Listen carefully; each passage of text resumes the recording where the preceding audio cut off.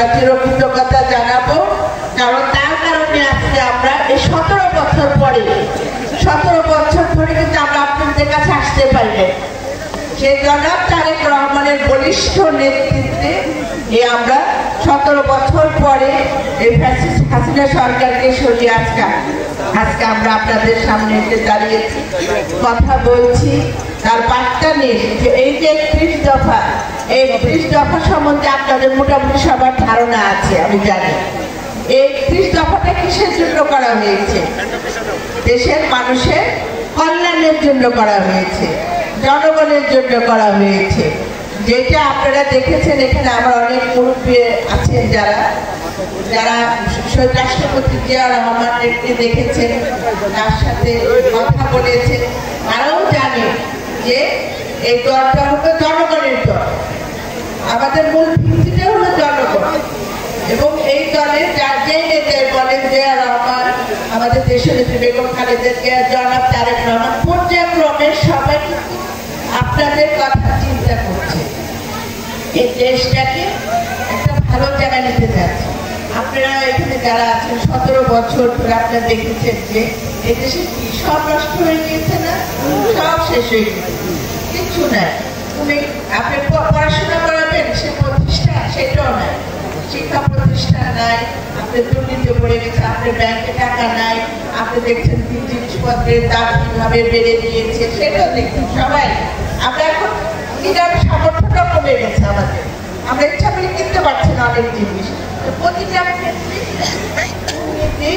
দুর্নীতিতে ভরে গিয়েছিল, যার জন্য আজকে আমাদের এই দেশে অর্থনীতি নষ্ট হয়ে গেছে, ভঙ্গুর অবস্থায় হয়ে যাচ্ছে।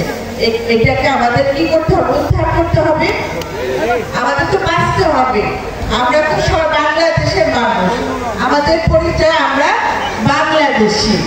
এই পরিচয়টাকে আমাদের আবার ফিরে আনতে হবে এবং পাশাপাশি কি করতে হবে? সেই পরিচয় দেশকে রক্ষা করতে গেলে কি করতে হবে? আমাদের ভোট দিতে হবে না? আমরা তো 17 বছর কেউ ভোটই দিতে পারবে। অনেকে আছে এখানে বয়সে 40 হয়ে গেছে, সেও ভোট দিতে পারে না। এখন আমাদের আল্লাহর রহমতে আমাদের সুযোগ এসেছে, আপনাদের কাজ করার সুযোগ এসেছে, ভোট দেওয়ার সুযোগ এসেছে। আপনারা আপনাদের মূল্যবান ভোট দিবেন। সে ভোট দিয়ে কি করবে? আমাদের ধানের শীষকে ভোট আনতে হবে তো সবাইকে।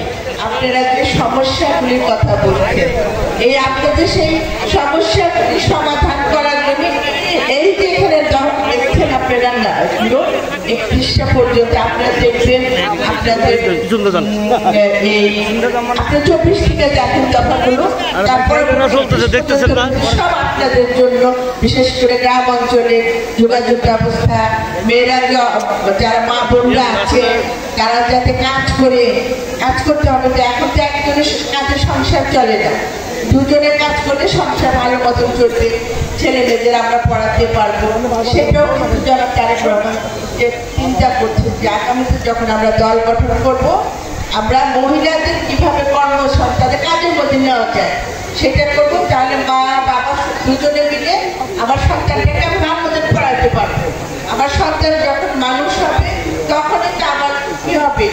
আমার এলাকার উন্নয়ন, আমার সন্তান নিয়ে আমার এলাকার উন্নয়ন করতে পারবে। আমাদের এখানে অনেকে আছে